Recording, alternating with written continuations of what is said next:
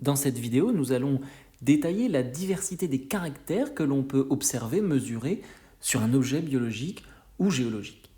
Prenons par exemple une coccinelle. On va pouvoir y effectuer un certain nombre d'observations et de mesures. On va pouvoir compter le nombre de tâches, la taille des antennes, l'activité locomotrice, le sexe, etc. Toutes ces observations que l'on vient de lister ici concernent des caractères différents, c'est ce que l'on appelle des variables aléatoires.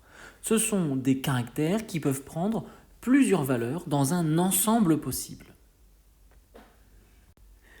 On va pouvoir distinguer ces différentes variables aléatoires en fonction de leur nature et des valeurs qu'elles peuvent potentiellement prendre. Par exemple, la variable correspondant au nombre de tâches peut prendre des nombres entiers, 1, 2, 3, 4 tâches par litre. Concernant la taille des antennes, la valeur peut être comprise entre 0 et la valeur maximale, par exemple 10 mm.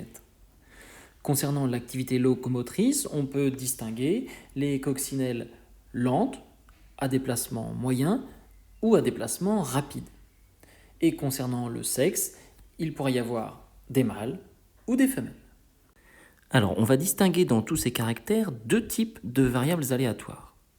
Le nombre de tâches et la taille des antennes, ce sont des variables quantitatives, parce que l'on peut quantifier la différence entre deux valeurs. Par exemple, concernant la taille des antennes. Entre une antenne qui mesure 8 mm et une antenne qui mesure 10 mm, il y a bien 2 mm de différence. Cette différence représente bien une quantité. Les deux autres variables aléatoires, l'activité locomotrice et le sexe, sont des variables, elles, qualitatives, parce que la différence entre deux valeurs ne représente pas une quantité.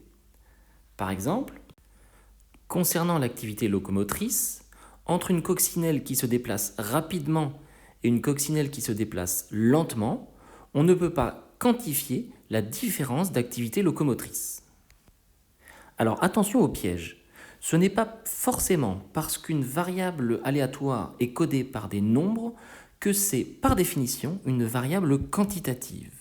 Par exemple, j'aurais très bien pu coder l'activité locomotrice non pas entre lent, moyen et rapide, mais entre 1, 2 et 3, sans pour autant que la différence entre deux valeurs puisse être quantifiable.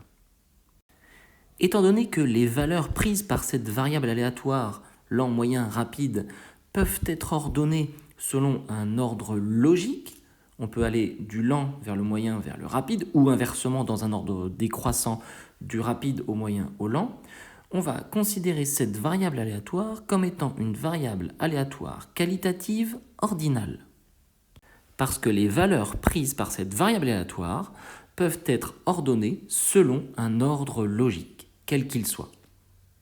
Considérons maintenant la variable aléatoire correspondant au sexe. Les valeurs possibles que peut prendre cette variable aléatoire, mâle ou femelle, ne peuvent pas a priori s'organiser, s'ordonner selon un ordre logique. On va considérer que c'est une variable aléatoire qualitative nominale. Considérons maintenant les variables quantitatives. Le nombre de tâches est une variable aléatoire issue d'un comptage. On a compté le nombre de tâches sur les élytres de la coccinelle. Cette variable aléatoire est dite discrète parce qu'elle ne prend que des valeurs discontinues dans un intervalle donné. On peut par exemple avoir 0, 1, 2, 3, 4, 5, 6 tâches par coccinelle. On ne pourra jamais trouver 2,78 tâches sur une coccinelle. La taille des antennes maintenant est une variable aléatoire un peu différente. Pourquoi ? Parce qu'elle peut prendre toutes les valeurs dans un intervalle donné, qu'il soit borné ou non. Cette variable aléatoire quantitative est donc dite continue. Et en général, toutes les variables qui résultent d'une mesure sont de type continu. Il est à noter que cette dichotomie entre types de variables n'est pas figée. Par exemple, on peut transformer des variables quantitatives, qu'elles soient discrètes ou continues, en variables qualitatives ordinales.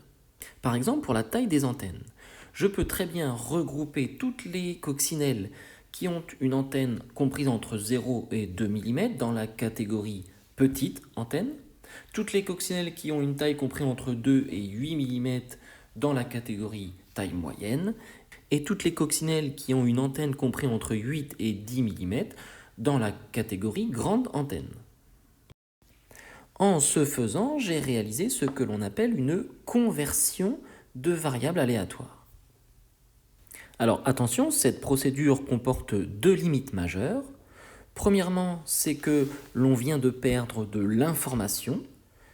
Je n'ai plus que des coccinelles à antennes petites, moyennes et grandes, alors que j'avais beaucoup plus d'informations lorsque cette variable aléatoire était codée en continu. Et d'autre part, c'est que cette conversion est irréversible.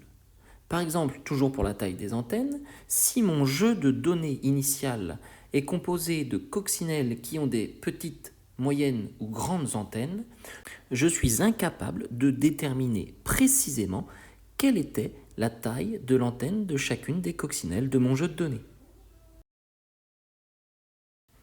Alors, pour conclure, il faut vraiment bien comprendre l'importance de l'identification précise de la nature des variables aléatoires qui nous intéressent. Pourquoi ?